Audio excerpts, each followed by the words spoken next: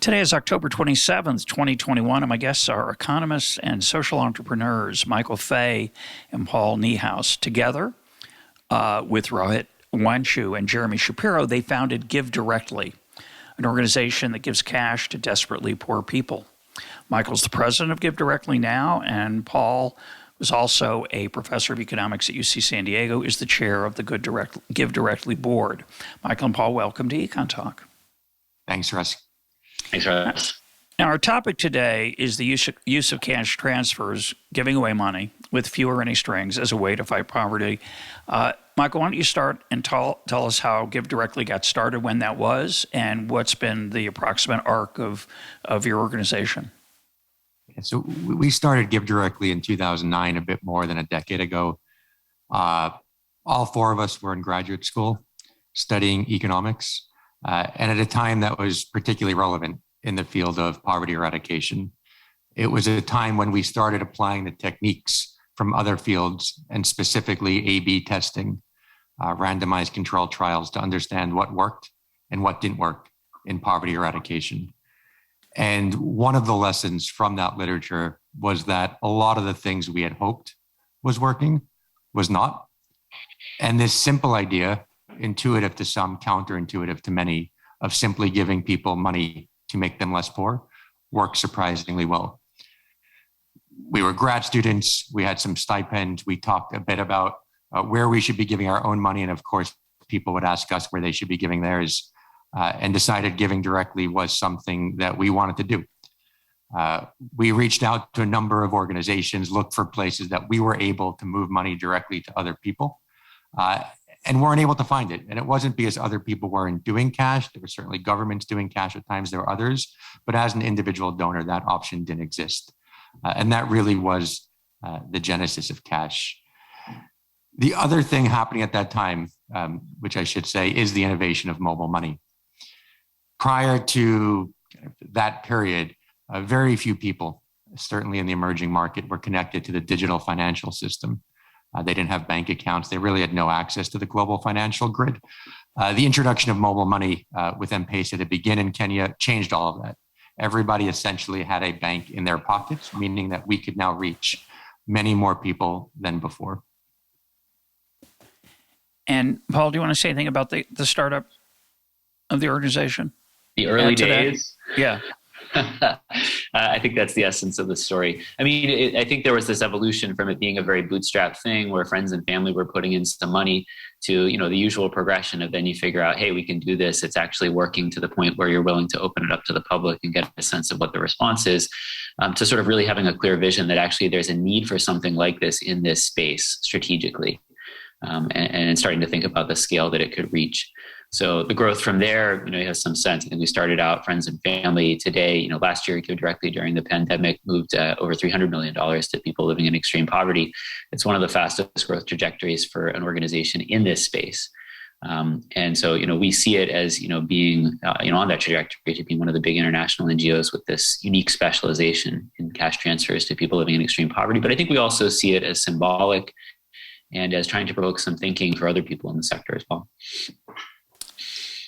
And where do that $300 million that was spent, I know you try very hard to minimize overhead. Most of that cash, I mean, maybe that's what they actually receive, but most of the cash that you have on hand try to put it directly into people's hands. And one of the challenges, of course, of past efforts of development is that donated money often ended up elsewhere. It didn't go into the hands of the people we were trying to help.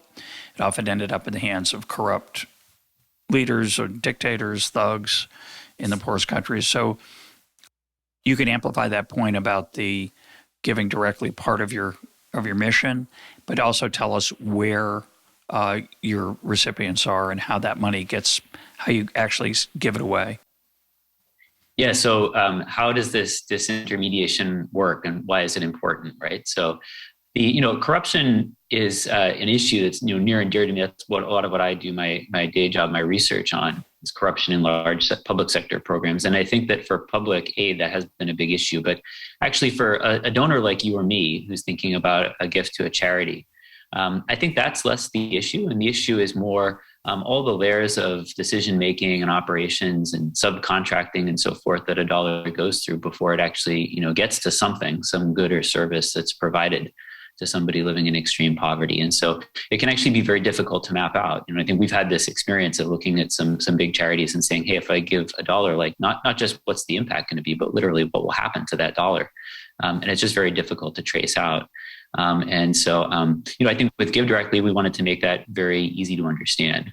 That's always been one of the goals. So what will happen with GiveDirectly is that dollar will go into GiveDirectly's bank account, and then it will go into a mobile money wallet that GiveDirectly owns in somewhere in sub-Saharan Africa, let's say in Kenya.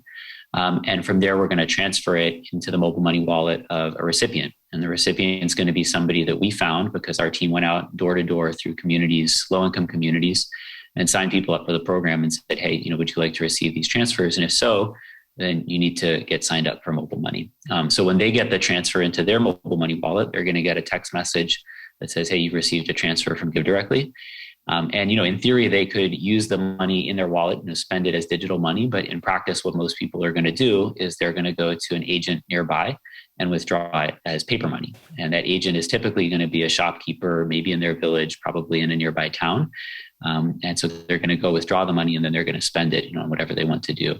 So those are really all the links in the chain. And there's not a lot of discretionary decision making or sort of people thinking about capital allocation or program design. And I think it's that bit of the disintermediation that's really the essential thing, more so than corruption in this case. And you're using the word disintermediation, which is a fancy econ word, maybe one of the ugliest pieces of economic jargon that's ever been invented. But it just, if I understand it correctly, you're kind of skipping through the layers of bureaucracy or other middlemen kind of stuff and giving it directly to the person. Is that right? I thought of it as startup jargon, but yeah, that's right. Okay, great. I think it's financial jargon. Maybe it's not econ jargon. Yeah. Michael, do you want to say something about the underlying idea of giving people cash versus the other development and anti-poverty efforts that the international community has tried to do in the past? Yeah, well, I think Paul hit it a bit at the end. I think this notion that money disappears in corrupt dictators or thugs is not an uncommon one, but often where the money is going is much more innocuous. And just give you two examples of why the question of how much money that we start with winds up in the hands of the recipient is such a hard question for the sector to answer. And one that we actually don't have an answer for as a sector. If you asked how much that we start with, literally ends up in the hands. And three pieces of that, I think, make it particularly challenging. One is what gets reported often as operating expenses in this space. So if I'm an organization, if I'm GiveDirectly, and I take $1 from you, Russ, or let's say I take $100 and I give $99 to a friend of mine who's running another organization in Kenya, and he takes 98 of those dollars and gives it to another friend who's running another organization, and so on and so forth. We all look essentially like we're being 99% efficient, when in fact, all we're each doing is pocketing $1 in the chain. And that makes it very hard to trace beginning to end. In GiveDirectly, we do exactly that. And on average, depends on the program, obviously, we get about 90% of the money that you donate into the hands of the recipient. There are places where it's much higher, like in the US, where it was closer to 98 or 99%, and places where it's harder and it might be closer to 80%. But that 20% or 10%, whatever our spend is everything. It's not some meaningless accounting metric of overhead. It's everything spent: foreign exchange fees, payment fees, salaries, offices, so on and so forth. And that's really the relevant metric here. But the salaries that we're talking about or might be the people on the ground who are helping to identify who the potential recipients are, right? And versus the older model where we're going to build a dam or we're going to build a power plant and somebody's uncle is the contractor for that plant, so it's really expensive, and so the bang for the buck is much smaller than the original plan might have gone, and so on. Here, in theory, giving cash should always be relatively efficient compared to more complex things, at least getting money into the people's hands. It may not be as effective. It's a different question of what the overall impact of giving cash is versus, say, some programmatic intervention. Anything else you want to add to that? Did you want to say something about corruption? Well, can I answer that one quickly, Russ? Sure. You're exactly right. Cash is simpler operationally than a lot of things and more scalable operationally, which we can talk about. At the same time, I think it can often be trivialized. People say, well, cash is just trivial. And it's not just trivial. Of course, we need staff. Of course, we need an independent audit team to ensure we're not being defrauded. And we're constantly making innovations on the technical side, on the operational side, and so on. So it is certainly simpler, but it is not trivial. And what it does is it takes the decision-making, which can often be quite costly. We pay lots of consultants and have lots of meetings to talk about what is the best thing we can do for the poor. You're getting rid of all of that thinking cost, and the cost just becomes the delivery and doing cost. And we've essentially outsourced the thinking. We're paying the recipients to do the thinking for what they need and what's best for them. Yeah, and I'm a big fan of that part of the experience, as I'm sure listeners would expect. When people ask me for money on the street, I give them cash. I don't give them food. I let them decide what they want to buy. And when my friends tell me, but aren't you worried they're going to waste it on drugs and alcohol? I always answer, well, if I were homeless or had lots of problems, I might want some drugs and alcohol, and I don't judge that other person. I treat them like a human being, not like a child. I am not a paternalist ever, almost, except with my children. And now they're all over 18, so I'm not in 20, so I'm not even good at that. But I think one of the things that I love about what you're doing, and we've had other episodes on this in this context with Chris Blattman and others, you're saying, the person who we're trying to help has a really good idea of what they need. And for us to judge what we think they need or what we think might be better for them, first of all, we have imperfect information, but I think there's also a respect issue there, which is what I'm alluding to. Although I'd also make a distinction between giving a person on the street $1 in an American city versus giving somebody some significant money, but maybe there is no difference. Paul, do you want to add anything? Well, I really like what you said, and I push it even beyond respect. I think that was the language that we used initially. But, I think there's this real issue of power and almost a sort of decolonizing the way we do and think about aid, which is that we have this industry, which is, certainly built with good intentions to try to benefit people living in extreme poverty. But across the board, they have almost no say in what happens. And, that seems wrong when you look at it. And so there are various ways in which you could give more decision-making power to the people that we purport to serve. Cash transfers are one very straightforward one, as Michael said, because they're the ones who get to think and do all the deciding. There are other things you could do. You could say, we want to build a dam and we're going to collect some community input on that. We're going to have people vote on whether it should be a dam or a road or things like that. So, there are lots of ways that we could do this, but I think it's important to have a push in that direction and to really be open to the idea of ceding some decision-making power to the people that we're aiming to serve. Yeah, I couldn't. It's a very tough issue for me as both in the area of public policy and also in personal decisions of how I allocate charity of my own money and how I decide to give money to people, on the street. As a related issue of respect for me, people say, well, of course, we have the right to, say, require motorcycle helmets because we offer people medical care if they hurt themselves, even if they can't afford to pay for it themselves, don't have insurance. So that gives us the right to make them wear a helmet. Or, in this case, if I'm giving money to a poor person on the street, I have the right to insist to be spent in a certain way, say on food instead of drugs or alcohol. And I find that, actually, I find it kind of repellent. I think most people believe that just without even thinking. They think it's obviously true. It's true, I do have the right. The question is whether I'm giving the money, I can decide not to give it. But to exercise that right is the question, whether I should exercise that right. And for me, the idea that because we give away health care to people who are uninsured or can't afford it, which is a question whether that should be a government mandate or whether it should be privately financed or whatever, put that to the side. The fact that gives me the right now to tell you how to run your life I just find that, like, what kind of charity is that? It's a weird kind of charity, right? I'm going to give you money, and of course that entitles me to tell you how you live. Now, if you live badly, I may not like it. I may decide not to give you charity. That's a different question. But I certainly don't like the idea that somehow, if I help you, I now can dictate how you live. Again, that to me is for parents and children up to a certain age, and we could debate what that age is, but it's never appealed to me. Let's talk about the arc of what you've been doing and trying to understand what the impact is.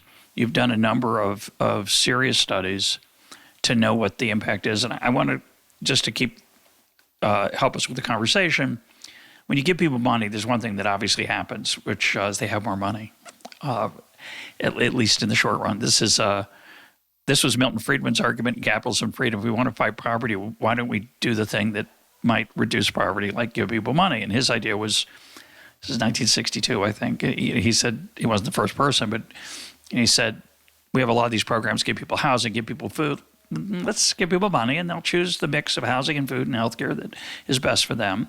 And it will cut out the bureaucracy and a lot of the other costs, or at least reduce the bureaucracy.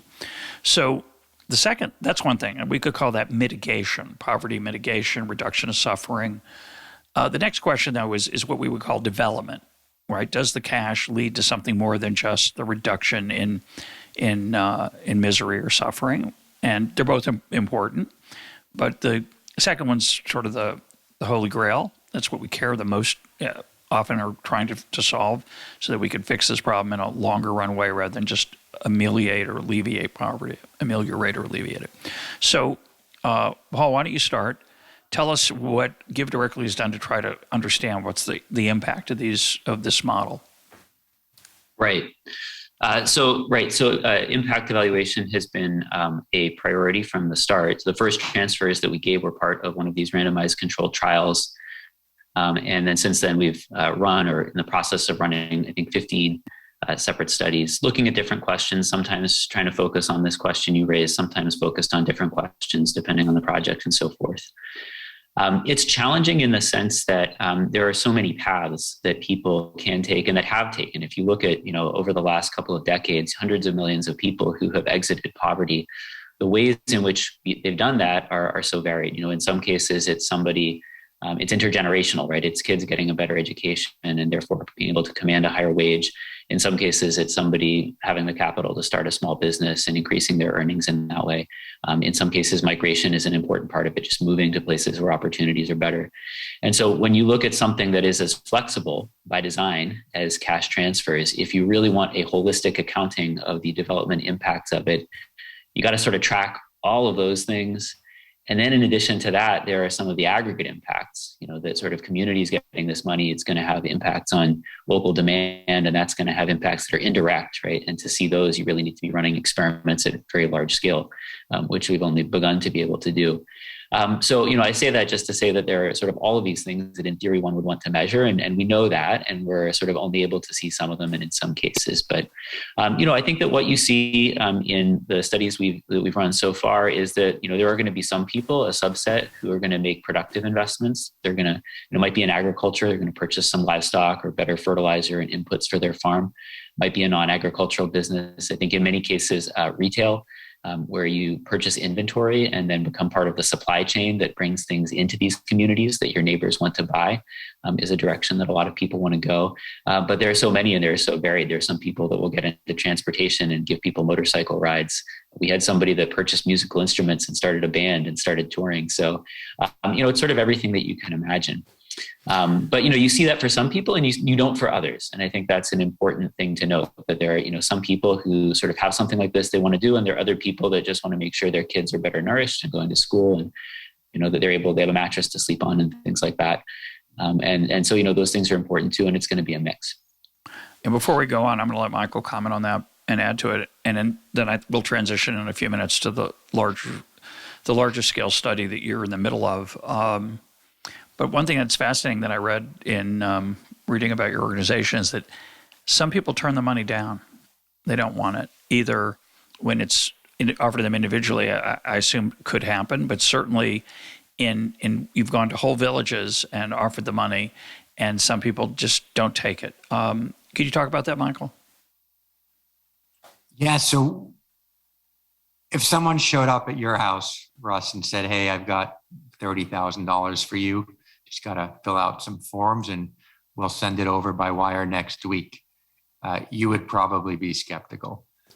It's more money than that, actually, right? Relative to, for some of these studies, the amount I make more than, I'm just going to come out and say it, I make more than $30,000 a year. But for some of these recipients, it's a substantial portion of their annual income, and so it is a very large gift horse that you might not look in the mouth, or you might. And so, yeah, if somebody said that to me, I assume it's a scam. Right, I get those emails every day. Actually, they don't come to my house; they know better. But they do send me emails saying, if you could just tell me your bank account, I'd give you a lot of money. And I don't think so. But yeah, so how do you overcome that? And how big a problem is it for the organization? So we've gotten better at time. I think one of the most important things of any cash program is communication, and we've had different challenges at different times. When we first launched, our challenge was actually convincing people that they could spend it on whatever they wanted, which we hadn't even realized would be a problem. Sure. Right? They thought they needed to use the money to improve their housing, which wasn't the case. But what this points to is there's a history, right? We're not the first organization to be doing development work or charitable work.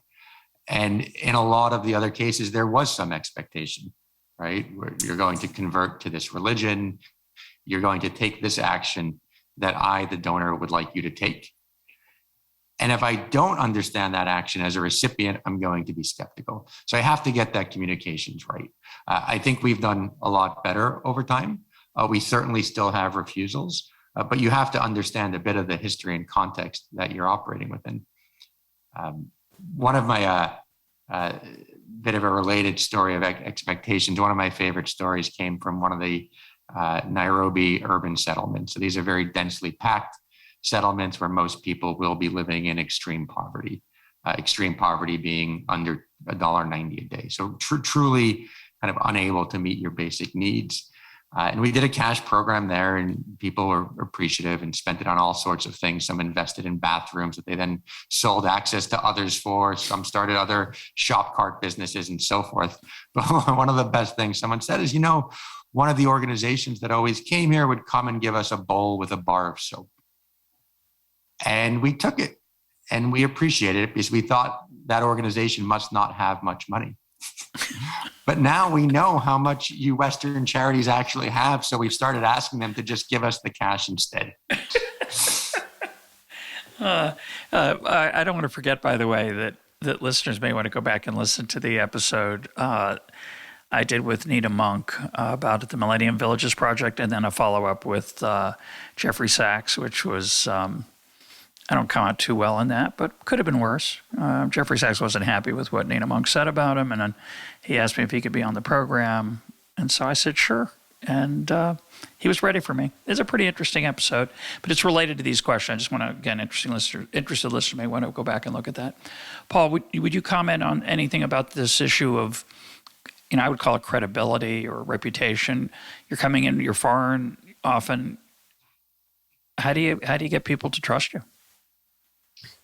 Yeah, I think that in the early days when it was literally us coming in as foreigners, that's an especially big challenge. And part of the hard work behind the scenes of building an organization is learning to hire and grow and build an excellent local team and really transfer more of the leadership and the responsibility to them, so that it's people who are coming from these communities who know them better than Michael or I do, who are the ones out there doing the communication. And there's obviously systematic engagement as well with local leaders. There's a whole process of communication with local government about what's going to happen and making sure they understand and are supportive of it. And at times when there's doubt and skepticism, there's engagement with local community leaders outside of government as well, to make sure they understand what's happening, getting them on the radio, getting pastors on the radio, talking to people to explain, hey, I've met with these guys and they're not crazy. So that's sort of what the day-to-day, I think, of that looks like.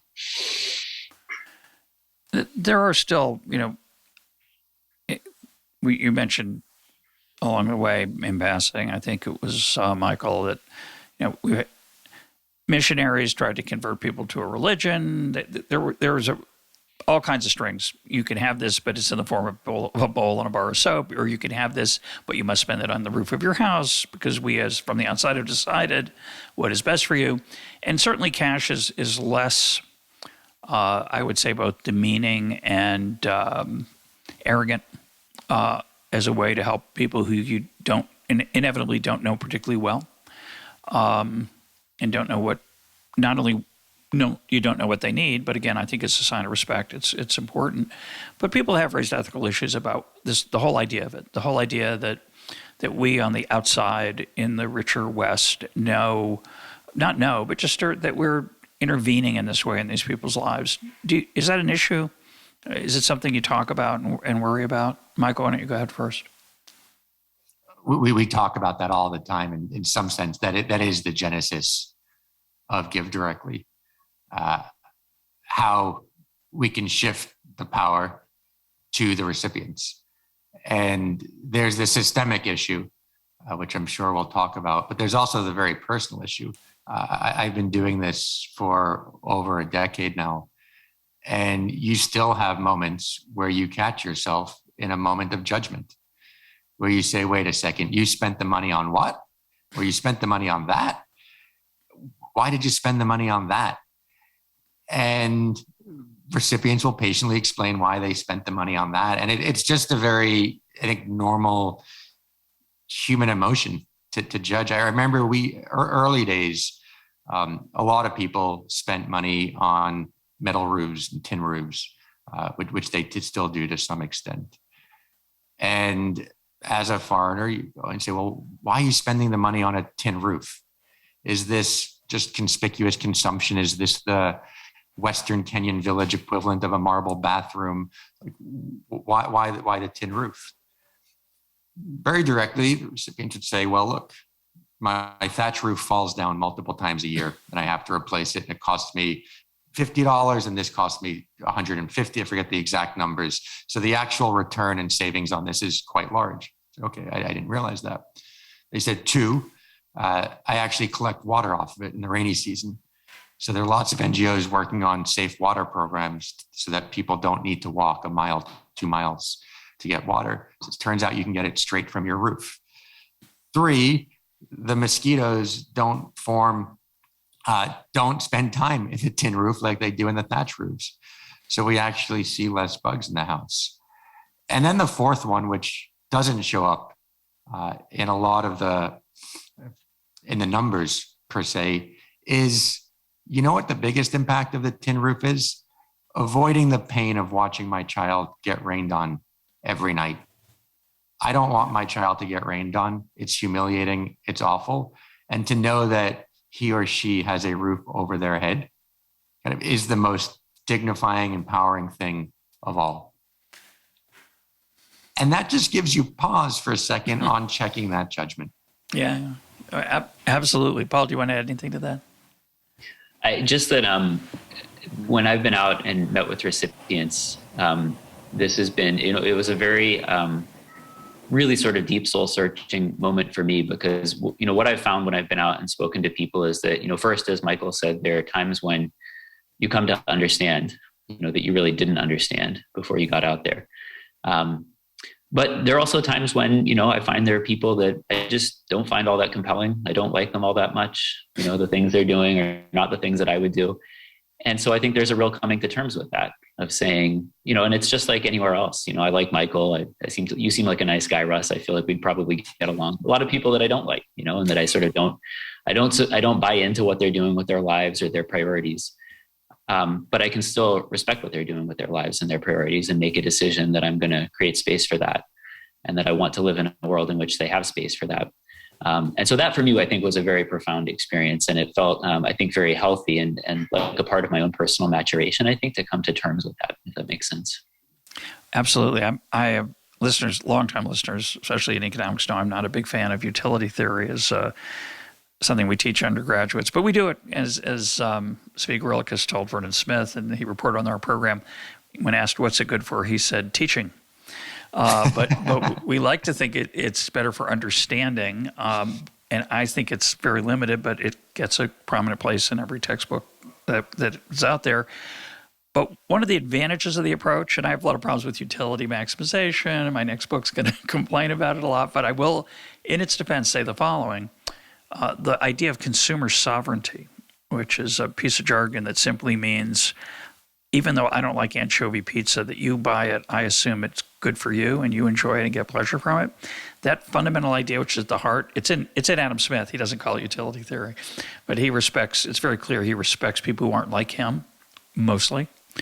The idea that people know what's best for themselves is deeply embedded in economic theory, the way we teach it, even starting at the undergraduate level. And we can complain about it a lot, and I have and will, but I think that's really important. And it's really, Paul, what you're saying. Yes, No, go ahead. I think that's right. The way I've come to say it is that the way economists are trained to approach welfare analysis, policy analysis, is by putting themselves in the shoes of everybody who's going to be impacted by it and asking, what does this look like from their perspective? And so, whatever you may think of the specific math and its limitations and flaws, I think that something that forces you to do that is very healthy. Yeah, it's underrated, actually, I think. And it just doesn't come naturally, right? We're judgmental as a species.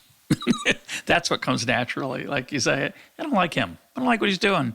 I don't like the color of his shirt, actually, even. Best to learn to respect the choices of others, unless they impinge on your life, and then you get something to talk about, maybe. You can debate about when that happens, and that's another conversation. I want to talk about the large-scale effort you're doing now to evaluate what you do, which has had some encouraging signs and some skeptics. We'll talk about both. You started in 2017. I think the study is planned to go until 2029. It's a 12-year study. Tell us what that study is, what you've done. It's in Kenya. Talk about what you've discovered so far, what you find encouraging, discouraging, and Paul, why don't you go ahead? Yeah, sure. Well, there are actually two, and so maybe we can talk about both that I think are important here. The first one started in 2014, and this one is, sort of fairly mature now that we have a paper written up and coming out. And then the second one is the basic income trial, which is the one that started in 2017. And that's the one that's really long-term, as you say, where the transfers are going to continue for a long time. So maybe let me start with the first one, if that's okay. And then we can talk about both. So the sort of thing that's really exciting about this study is that we've had so few opportunities, not just for cash transfers, but really for any of the things that we do in development economics to look at impacts at this large scale. Using experimental methods. And so I think there's actually this very, deep tension there that, obviously the experimental revolution in development economics has been, profoundly impactful and I would say beneficial. And that's been recognized with the Nobel Prize in 2019. But there is this tension that, for experiments to give us the answers that we want, we have to make this assumption that when, I treat you, it doesn't impact anybody else so that I can use them as a control group. And of course, in all of the models that we write down as economists to understand the world, whatever happens to you impacts everybody else, right? Because we live in these interconnected things called markets and networks and systems and so forth. So, there's this sort of just deep issue that I think we're not seeing those broader impacts, what we call general equilibrium effects. So, in this study, and because we're starting to run these experiments at larger scales, we can start to get at that. And I think it's especially important for cash. It's important for everything we do. But, with cash transfers, there's this just very obvious point once you think about it, that if I give you $1, Russ, you're going to spend that dollar somewhere. And so it's going to have a one-for-one, impact in some sense, at least in an accounting sense, on somebody else, right? In some settings, you might think some people are going to save some of this, in a richer country, they might put it into a bank account and then it goes into the financial intermediation and ends up somewhere else. But in these settings where we're working, even if people are saving, they're going to be doing that in the form of, some asset, something like purchasing a cow or something like that. So all of it is going to get spent somewhere at some local business. And so I think the big limitation up until the point where we started to run these studies was that we just weren't seeing that. We weren't able to trace out the flow of funds from the people who got it initially to the places where they spent it, and then ask what are the ultimate knock-on effects of that? What does it all add up to? So in these experiments, we're doing this at the village level. So we're choosing some villages to receive transfers and not others, and even a little bit higher than that. So some regions we're treating more villages. than others. And so you get a lot of this variation in how intensely my neighborhood is being treated, how much money is flowing into it. And in total, it's a ton of money, right? So during the peak period of that first study, I think the amount of money that was flowing into the study area was about 17% of GDP, right? So it's just an enormous shock to the local economy, to purchasing power. And we're able to then see, yes, we see the things that people do with the money and what that means for them personally, as you do in many of these other studies. But you also see the revenue showing up at local businesses. You see the upward pressure on wages and increased wage payments to employees that result from that. And you can add it all up and say, what was the aggregate impact on the economy? And so in that paper, we estimate what a multiplier of around 2.4, meaning that for every dollar that we put into the economy, it seems that output went up by around $2.5.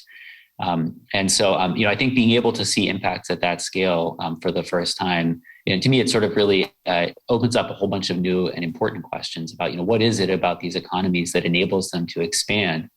And to what extent were the constraints on this economy not the sort of individual constraints that people faced? I couldn't borrow money to start a business, and these aggregate constraints, right? That I have a business, but there's just not that much demand for the things that I produce because I live in a poor economy. And so we can start to explore the role of those demand constraints as well. Just want to put in a footnote here that you use the word multiplier, which most people associate with so-called Keynesian stimulus, sometimes called the Keynesian multiplier. It's a little bit different in this case of what is actually happening, and we'll go into it in a little more depth, I hope, in a minute. But in the United States, when the government spends $1, it has to come from somewhere within typically the United States. Sometimes we're borrowing it from a foreign country, but often we're either effectively printing the dollar here or taxing citizens here. And it's you need to take into account the full effect. One of the stranger analyses of the stimulus in the aftermath of the 2008 financial crisis was that, papers were published that showed that the places that got the money grew faster than the economy as a whole. Well, you think that because they got the money. That's not Keynesian or anything. You'd have to take into account where the money came from or what places went down. But just looking at the places that got the money, of course, they're going to have more money. But it doesn't mean it's welfare improving for the society as a whole.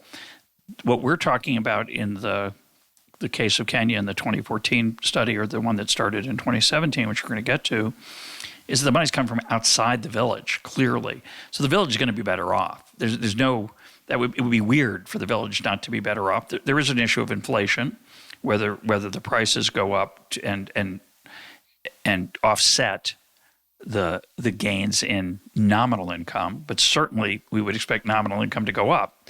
If it goes up more than the amount of the amount that's injected, that would show some sort of overall productivity increases. And you're saying that's what you found, and we'll come back to that. But I just want to make that point. I think it's often lost in these discussions. Michael, before we go on, do you want to add anything?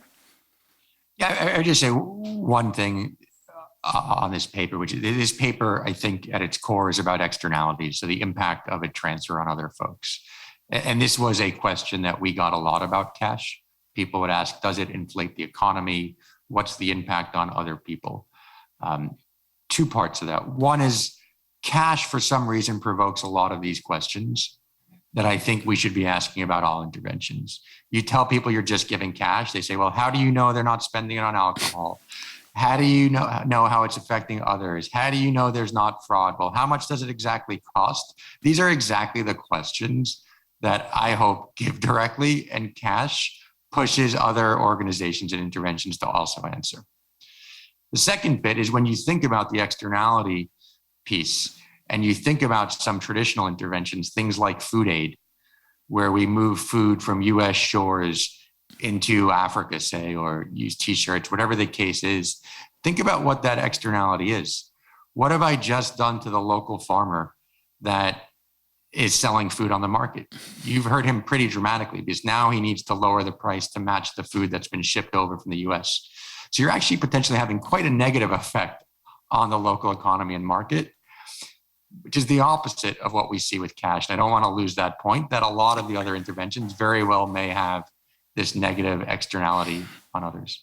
Yeah, I want to talk about it's come up in a lot of other episodes, and we've done so many episodes on this that, again, I just encourage listeners who are interested in this we'll put up a bunch of those episodes in the links to this episode. But one of the things I've always wondered, I'm a pretty hardcore free market person, and when we have creative destruction in the United States, when new business comes along, puts other businesses out of work, we assume that, there'll be some short-term suffering, but we like to think that the U.S. labor market works pretty well, and therefore people will find new opportunities. And I think there's a really interesting question in the last 10, 20 years that it appears to me that the U.S. labor market doesn't work as dynamically as it has in the past. And so these short-term adjustments may be much longer term and maybe need to be taken more seriously by economists. I think the work by David Autor, interviewed on this program about this, the China shock, I think he didn't measure all of that. So the reassignment of workers, he looked at the manufacturing workers who lost their jobs. I'm not sure they were able to effectively measure that reassignment of workers within, assignment's the wrong word, that workers finding new opportunities elsewhere in the economy because there was cheaper stuff coming in from China, which allowed resources to be more effectively used to other parts of the economy, and you've got to look at the full picture.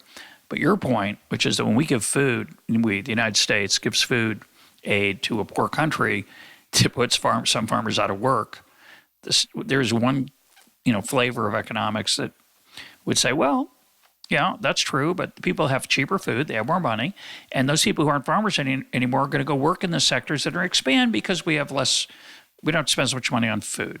And that's a beautiful idea, but it's only true if the labor market works really effectively, and in a lot of poor countries, my impression is it doesn't. And so it's not as clear as I think some economists think it would. And those kind of interventions, I'm not so sure they're so well intentioned. Actually, I think it's even it's much more complicated. I don't think they're designed to hurt poor farmers in Africa. I think they're designed to make sure the political demand for helping rich farmers in America is still there. But I'm off the track. Sorry.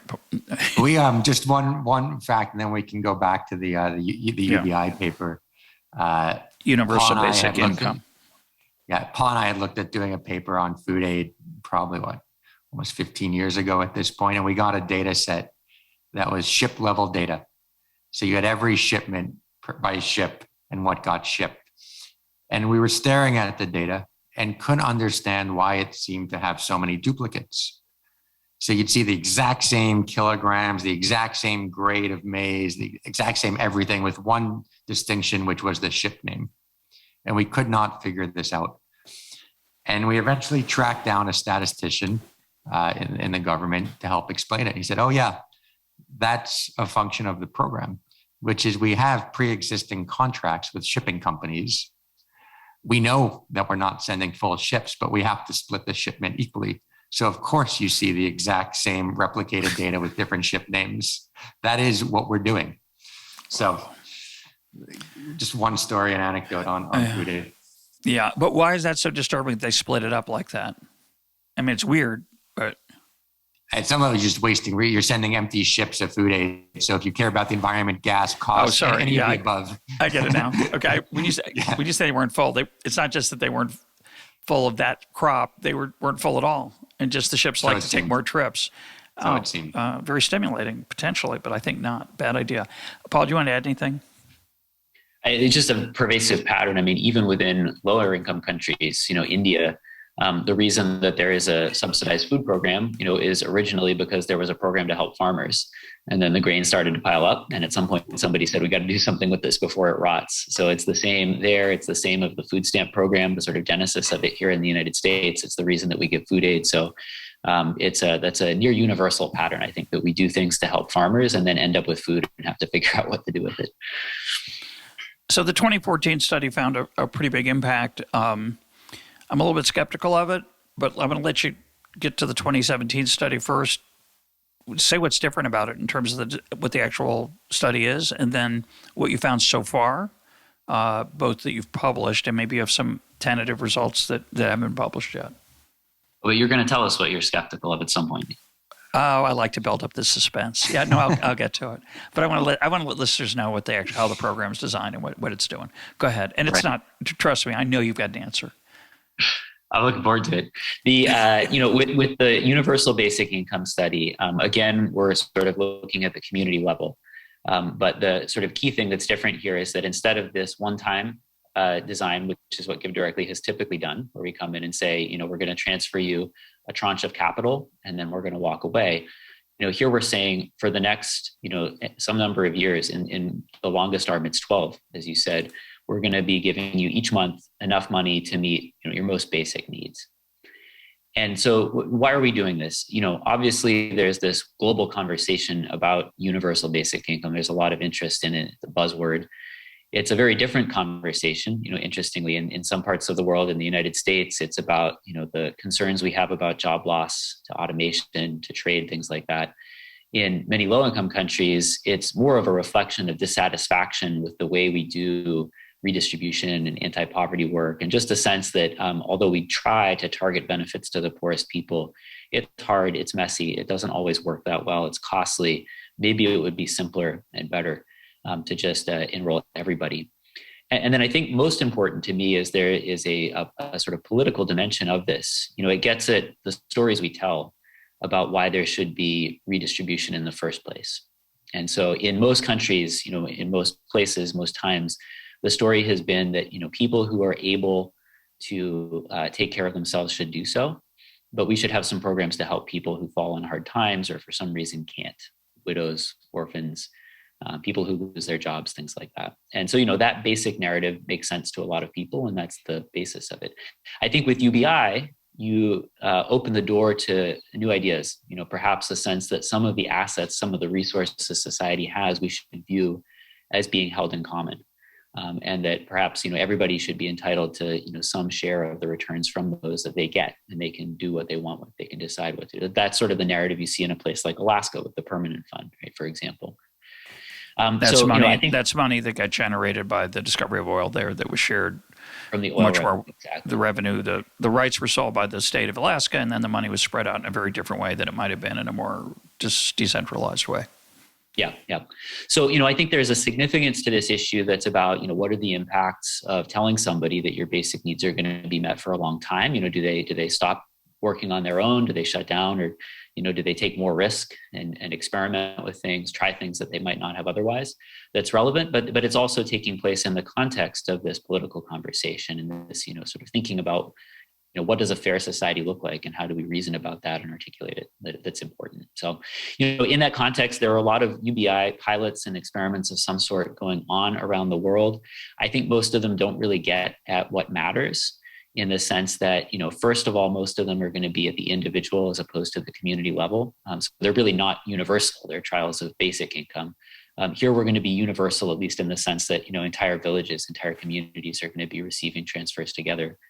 And then second, most of them are very short term. And so, I would argue we already know a lot about what happens when people have a bit more money in their pocket today from the very extensive literature on cash transfers that's out there. We don't know as much about what happens when you have this very long-term guarantee. And that to me is sort of intellectually and for policy the most interesting thing that we want to get at with this study. And Michael, do you want to add anything? And we want to turn to the question of, what you found in the beginning and so far. I would just add the generic listener warning that cash gets collapsed as cash in policy discussions so frequently. And there are 100 varietals of cash programs, big grants, small grants, frequent grants, infrequent grants. Recipient chooses when they get the grant, targeting women, targeting men, targeting entrepreneurs, and so on. Great point. That you need to go a level or two below when you're talking about what is the impact of a cash program. That's a great point. So, Paul, what did the first results that I think are 3 years into the program in 2020 was it? When did you get the first set of results and analyze them? And what did you find? Yeah, so we have a first set of end-line results from 2019 that we're actually analyzing now, sort of looking through those. And so we haven't published things yet. We can maybe talk a little bit about some initial impressions. We did publish some results that came out of a survey during the pandemic, so in the early months of the lockdown in Kenya. And that was sort of interesting because, obviously we hadn't planned for a pandemic. But part of the idea, I think, behind UBI as a policy is that it provides some insurance against the uninsurable, in the sense that there are, unknowable things that will happen in the future. And ideally, we design social policies that would protect people, provide some insurance against those. But in reality, perhaps we can't anticipate all of them. And so, we get to see that play out in front of us unexpectedly. So, I think some of the things that were interesting there were, you see some impacts on the kinds of basic indicators of well-being that you'd hope to, that, a lot of people are not consistently eating enough during the pandemic. It's a very difficult economic time in these communities. And that's a bit less severe when people are getting a basic income. It's not eliminating the problem at the levels of funding we're talking about, the size of the transfer, but it's making it less severe. I think the other thing that was really interesting is that, before the shock of the pandemic and the lockdown hit, what a lot of people receiving basic income transfers had done was to start these new non-agricultural businesses. So, we weren't seeing a big change in the total amount that people were working, which by itself is a very important finding, right? We are seeing a shift that they're working less in agriculture. They're working more in these small non-agricultural businesses they start, primarily retail businesses, right? And so you're seeing, a little bit more of this structural transformation, right? This gradual shift out of agriculture, primary sector, into non-agricultural business. So those businesses were doing pretty well before the pandemic hit. And then during the pandemic, they sort of get wiped out, right? Along with all the other businesses, because there's a lockdown and sort of demand plummets for everybody. And so, what you sort of see is that for the people getting basic income, there's sort of a bigger income shock because these businesses they've invested in are exposed to this risk and they get hit. But then there's a smaller shock in terms of what that means for their livelihood, for food security, right? And so I sort of think you see in that both the opportunity there that sort of having a basic income lets you take a bit more risk. And also the reason for it, which is that it provides you a bit of this shield or this insurance when hard times unexpectedly hit. So to me, I think that was the most interesting thing that we're seeing so far. Could you just give the listeners and viewers a feel for the magnitudes here? I know every village is different, and it's multiple villages, but in a pick a modal village, which, give us the approximate amounts we're talking about. What would be the income of that village before the intervention, and what's the size of the intervention per year? Right. Yeah, so people are going to be living on, sort of the average is going to be pretty close, I think, to at purchasing power parity to the global poverty line, right, to $1.90 per person per day. There's some variation around that, but we're sort of in that ballpark, and then we're sort of giving people on average about $1 purchasing power parity adjusted per day. How much you say? You say $1? Yeah, 75 cents nominal, right? So actually, if you adjust that, it works out to about $1.50 at purchasing power parity. Yeah. So it's close to a doubling of their command over real resources. So it's what's fascinating about it, and of course, whether it generalizes, whether it's a flawed analysis, obviously is always a question when you do these kind of studies. But these are people who start at a near subsistence level. They're not at the level of income or standard of living of, say, someone in America. And, it's not the equivalent study of, say, doubling the income of an American under UBI. Most of the universal basic income proposals for America are nothing like doubling the average person's standard of living. So this is very distinct for that reason. And it's also distinct because they're starting at a very low level. And, the idea that it could have an effect on hours of work, which, again, I'm not sure is the thing you'd want to focus on, but people do care about it a lot. It's going to be a different analysis probably in a successful, a higher income society with a much lower level of assistance versus the kind of system you're talking, this experience we're talking about here. Michael, do you want to add anything? That's a very reasonable. It's not quite as dramatic as you said because we're giving transfers only to adults, and so it's going to be sort of as a percent of household income a bit less. But the basic point is right, that these are people who are living very close to subsistence on average, and for them it's a very significant change in their income. That's right. And I'm going to get to my skepticism in a second. Michael, you want to add anything first? Just that the point you made, Russ, the fact that they are starting from a much lower level and require much less to get over the extreme poverty line or meet basic needs is also the opportunity. And if you put that in a global magnitude, people will estimate the poverty gap, call it 80 billion. So that's the amount that if you could magically know exactly who was in poverty and how far below the poverty line they were and put money in their pockets, what would be required to take them over the poverty line? Now, let's say that's 3 or 4x underestimates. Let's say it's 300 billion that would be required.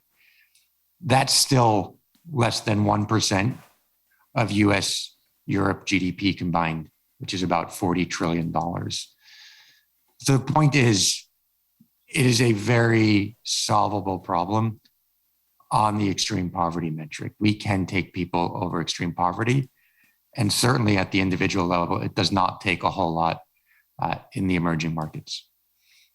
Okay, so let's move to the skepticism part. And I know we haven't got to it. You can respond to my skepticism with this other point, which is you found some nice effects in the first round of analysis that it seems to have significant impact on a wide range of measures of well-being, not just income, by the way, which is, we haven't explicitly talked about that, but obviously we care about more than income. We care about all kinds of things, some of which are measurable, some of which are not. But here's my skepticism. So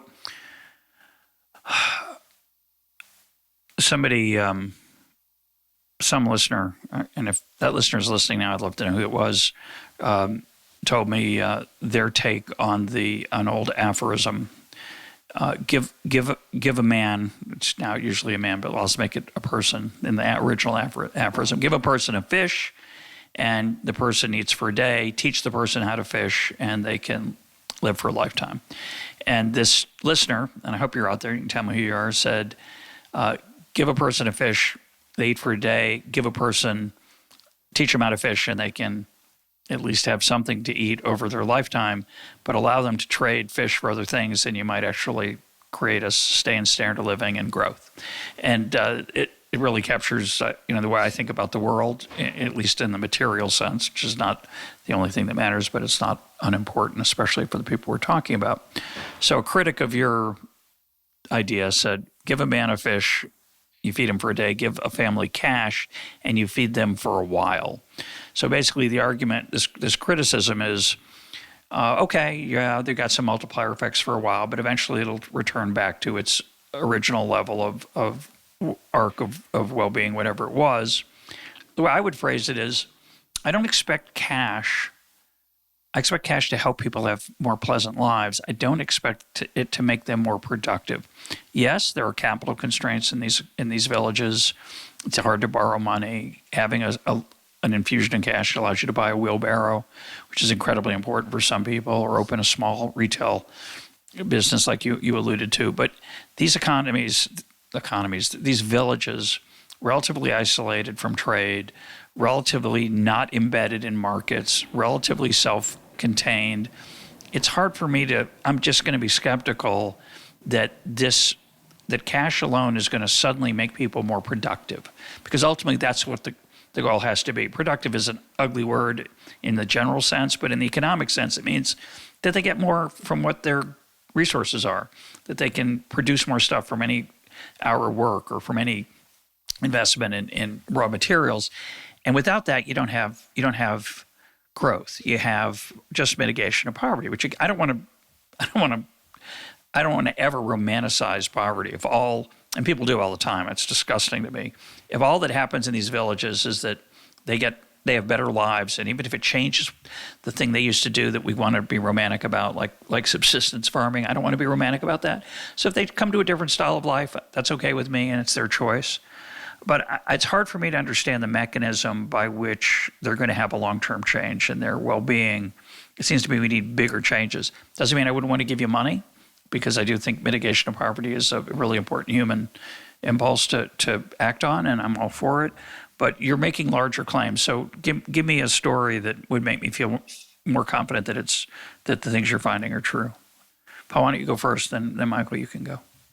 Wonderful. Yeah, there's so much to deconstruct and to dig into in what you said. It's a long question. It's more of a speech. I apologize. I'm gonna take some bits, and I'm sure Michael will have more to say. But I'll just start with the aphorism, because I actually think that's a wonderful sort of little thought exercise to use to sort of think about and deconstruct a bit the way we think about development.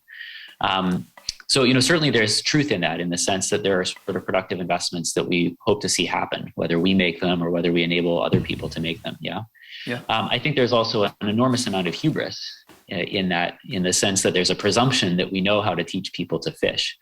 And so I like to go from there to the research on sort of training people, trying to make them more productive or more employable, right? Which is one of the things that development economists love to try to do. There's this sort of area of work, which I would sort of call active labor market interventions that try to make people more productive, train them more employable. And so that's interesting to think about, because maybe that's pretty close to what we mean by teach a man to fish. And generally the results there have been fairly discouraging, that it seems like we're not very good at teaching people to fish and making them more productive. So glossing over obviously a lot of detail, and there have been some successes and things like that. But so I just think we need to first start by saying, okay, fine in principle, but let's actually take this to the data and see if we're actually any good at these things that we claim are so good. I think the second part of it then, Russ, is like, okay, what is a realistic expectation for what cash transfers could do? And there again, I think it's important to think about it in the context of the reductions in extreme poverty that have been taking place. And as you say, capital markets are not perfect. There are many people whose talents are not fully utilized because they're not able to get the education that we'd like. All these imperfections and problems. But yes, somehow, some way, people on average, many of them are finding a way out. That's been happening, and that's going to continue to happen. So I think it's unlikely that there are going to be cases where cash, transfers sort of, get people out of a trap, that they're sort of stuck and they're not going to get out of there on their own unless we come in.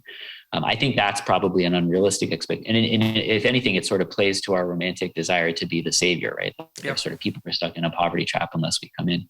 But I think there will be cases where it sort of accelerates people's transition along that path, because they would have needed to save up for 5 years to get the wheelbarrow, and now they can get it right away. And so you're going to see people move out of poverty a bit faster than they would otherwise. And I think that's good. And that's part of the reckoning when we account for the impacts of cash, along with the fact, as you say, that they live a bit better in the meantime and enjoy a higher quality of life, and their kids eat better and so forth and so on. So I think that's sort of what my expectation would be, knowing both what we know about the impacts of cash from the randomized controlled trials, but also the big picture of how growth works and the fact that it's happening. But you're finding pretty big multipliers. I think you mentioned the 2.7 before. I think in this study, in the first paper that came out of it, it was 1.6. I mean, meaning $1 of intervention produced $1.60 of material well-being. And the skeptics are saying, yeah, for now, that's the case. But over time, it's not going to be there. Do you feel that cash injection is going to have the longer term effects of an arc of material well-being? Great. Yeah. And so, first, to your earlier point, you're precisely right that when we see that $1 has more than $1 of benefit for the people who get it, you could equally well flip that around and say, well, if we were to take that dollar, tax that dollar from somebody else, that would probably have more than $1 of cost for them to be giving it up. So I just want to underline that point you made, which is spot on. And here the nice thing is these are charitable dollars, so we're not too worried about that. But I think that this is sort of the frontier. This is what we don't know, both about cash and about other things. There's sort of these aggregate multiplier impacts and how persistent they are. I think it's going to be tough to learn that, frankly, from the experiment that we've done so far, because initially in the first months and years after the transfer, you can sort of see the localized impact. But over time, I think it's going to diffuse. It's going to spread out across space because, I buy something at the nearby town, and then that guy buys something at some town near to him, and so forth. And so I sort of think the experiment will kind of dissolve over time, if you will. And so I would like to be able to learn that from the study that we've done. I think it's going to be tough and increasingly tough over time.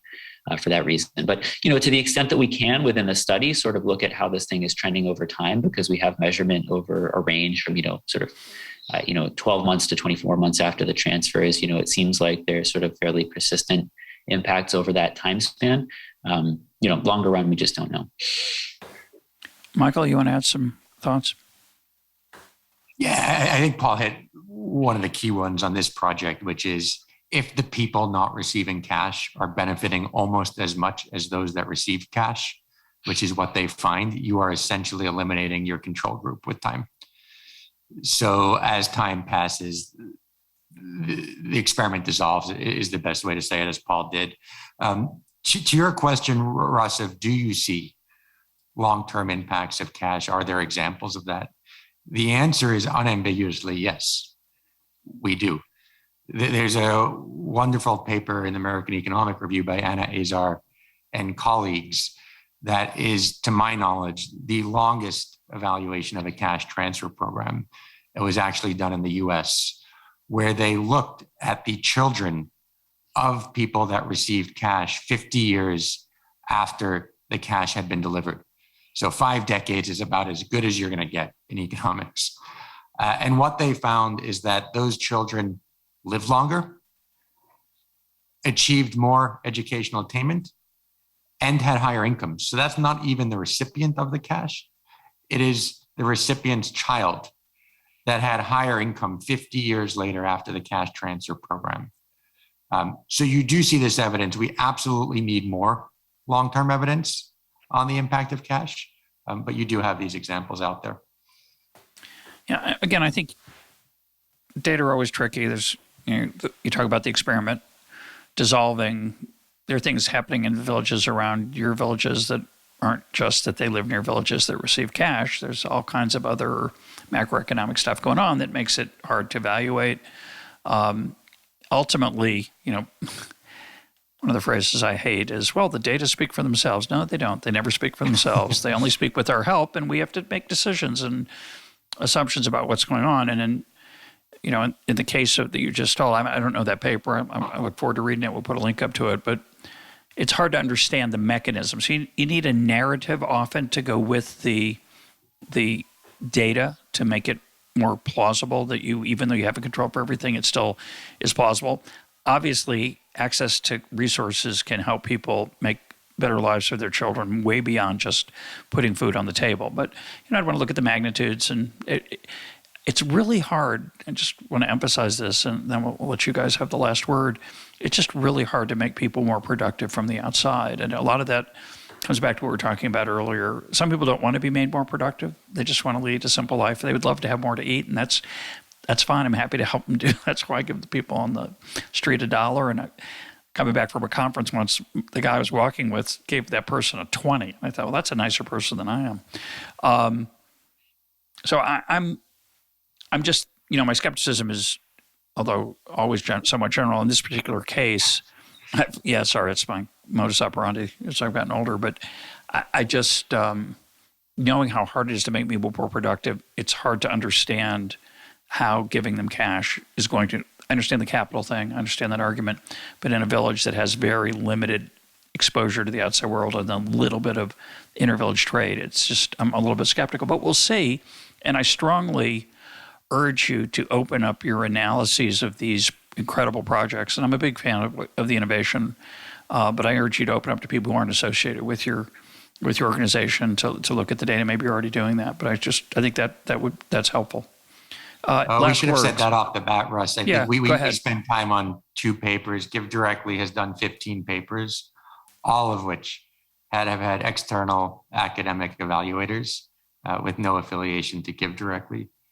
Before we even started the organization, we had done an RCT. So this is kind of part of our DNA, external evaluation. Great. Paul, do you want to say anything in closing? Yeah, well, this is going to be small ball but I actually do want to react to a couple of things you said last time that I think are important. I like small ball. I think your point about the big picture and kind of integration into markets and, realistically, I think that's spot on. And so I do want to sort of mention a few things from these studies that are relevant to that. I think one is it turns out that these communities are reasonably well integrated, in some senses at least, into the broader economy. And so that's why you don't see much of an impact on prices. And that sort of people are sort of purchasing things that are made outside of these communities. I think the opportunities that are created for many people are to get into the supply chain, to be the retailer who sort of brings those things in and then sells them to their neighbors. But so, we see very little inflationary pressure, and I think it's precisely for this reason. The second is that I do think that part of what makes, the challenge for folks living in these places is exactly as you say, that they're small, right? That there's just not that much purchasing power around them. And so even if you had a fantastic idea for something, a business, you just wouldn't take off in a setting like that. You need access to a larger market. And so what we're doing has some impact on that, right? Because it does increase the size of the effective market, right? The purchasing power of your neighbors. And I think that's a big part of the story here, that you have, neighbors that can now afford to buy things from your little shop, your business, But obviously, as long as the sort of primary thing people are doing is agriculture and folks are tied to the land, there's going to be a limit to that, right? And so this kind of big picture process of urbanization and moving to places where we can cluster and denser integrate, that is kind of the big picture of development. And there's a role for public policy in planning and doing that wisely, right? Building the needed infrastructure, managing all the challenges of urbanization, the externalities. So, none of what we're doing at the sort of individual or even the village level is to detract, I think, from the importance of that and of that big picture. But I think that to the extent we're seeing, evidence on that, it seems to help along the way a bit, and to, if anything, just sort of underscore the importance of that big picture. Last thing I'm going to say, and then again, Michael, I'm going to give you the last word. I'm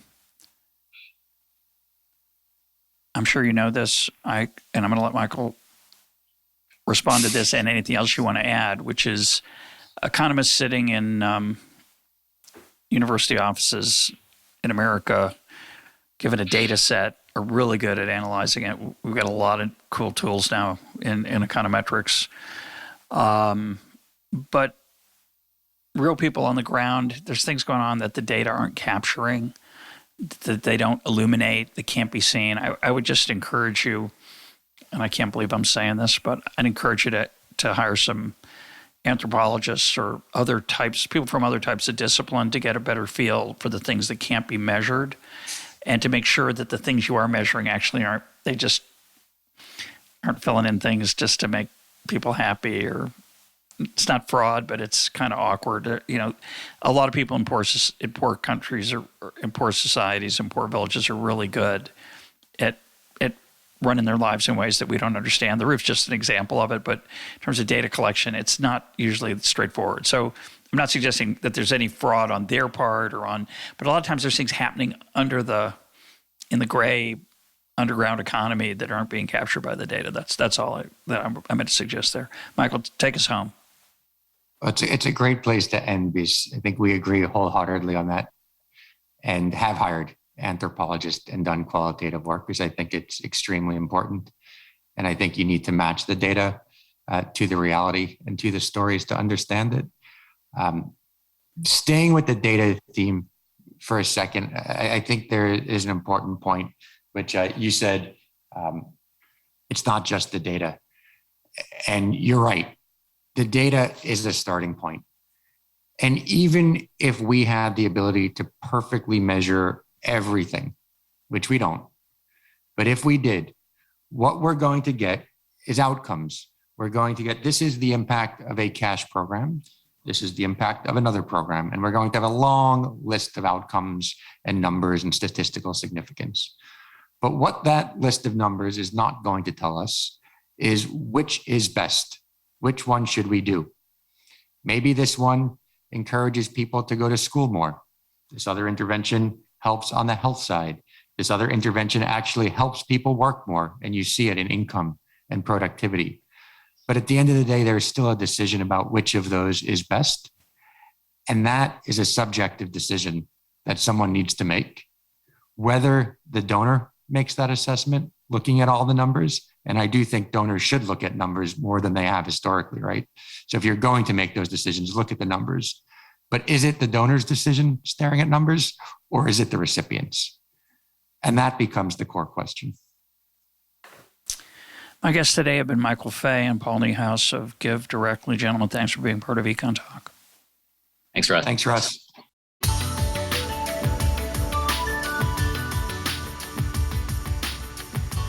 This is Econ Talk, part of the Library of Economics and Liberty. For more Econ Talk, go to econtalk.org, where you can also comment on today's podcast and find links and readings related to today's conversation.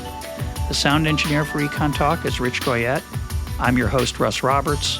Thanks for listening. Talk to you on Monday.